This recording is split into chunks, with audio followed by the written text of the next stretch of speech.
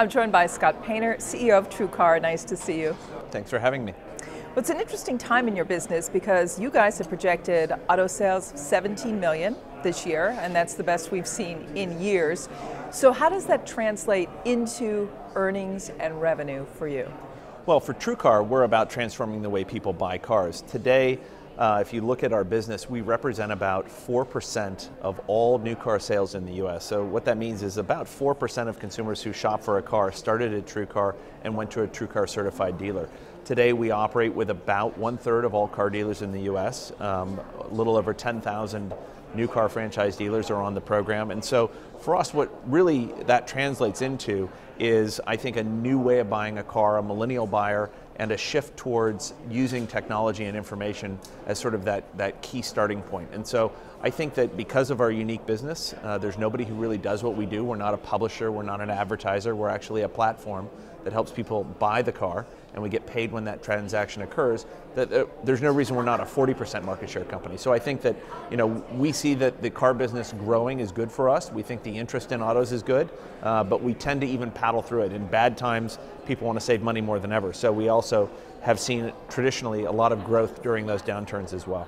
And what growth are you seeing now from dealerships? You had a few missteps earlier in terms of bringing the dealers on, and you rejiggered the model a little bit to make them more agreeable, I guess, to your plan. Well, so we're a 10-year-old company and we've survived a boycott, right? Yeah. So, I mean, really, the business represents such a transformational change. We're really focused on transparency. One of the things we publish is what everyone else paid for their car. And if you're a car dealer, emotionally, that is a terrifying moment. The presumption is that if everyone knows what everyone pays for a car, then I'm somehow not going to be able to sell the car for more money. But it turns out that the business of selling cars is much harder than most people think. Consumers today believe that car dealers in general make about 20% margins of profit in the sale of a car, and the reality is it's closer to 2%.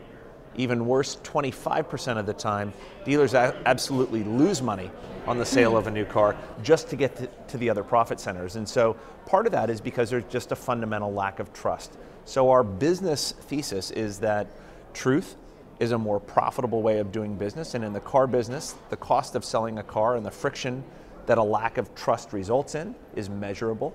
The average car dealer is spending about $3,000 on the hood of every car to sell that car between marketing, commissions, the overhead of running the dealership, and the carry cost on the car. And we really help the dealer to control that expense, reduce their cost of sales, which really translates for them into either greater margin, which is really the thing they're seeking, or the opportunity to both reduce their selling price and generate more margin, which is a way to earn more customers in a very transparent world. And then how does it translate into more margin for you? Do you have to keep growing by numbers? Yeah, so I think that today, in a very sort of self-deprecating way, we're a very rugged and efficient couponing business.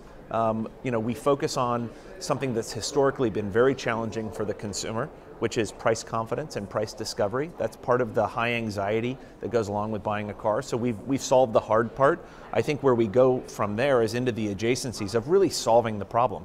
As an entrepreneur, you fight for money, you fight for resources, for talent, for partnerships. In a lot of ways, going public for us and having the access to capital and now being a positive cash flow company means that we can really focus on solving more and more of the problem. And so because we're unique, because we're the only company that really is a transactional platform in auto, we can now invest millions of dollars in saying, what is the future of car buying? And we believe it's going to be on your phone.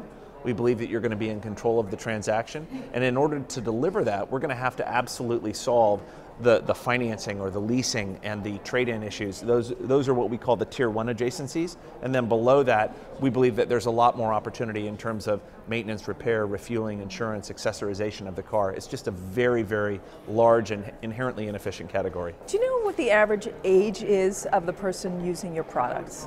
So we are a proxy for the millennial buyer. There's no question that consumers today who are looking to shop a different way are appealing to technology and information as really their first stop. They grew up on technology and transparency, and so when they start to go through a big considered purchase, they're going to go out and look for those kinds of things, and that's predominantly who we really appeal to. Oddly enough, we also run the auto buying programs for AARP and a number of what you would consider to be not really traditional millennial sort of cohorts, but those folks are looking to make pragmatically wise decisions, and it turns out everybody wants to make a good decision and a good purchase on a car. What's the most interesting trend to you outside of your business in the auto industry right now, as an observer? Well, I think that the shift to mobility is such a huge thing. I don't think anybody really fundamentally understands what the cell phone does to transform what has been a really awful and in many cases gnarly process. The phone is a sensor, it's your identification, and it unlocks the ability to make everything very efficient and to put you in control of that overall transaction. So I think that the adoption curve around the mobile phone is really quite radical. I mean, it's more so than any other consumer electronic device we've ever seen.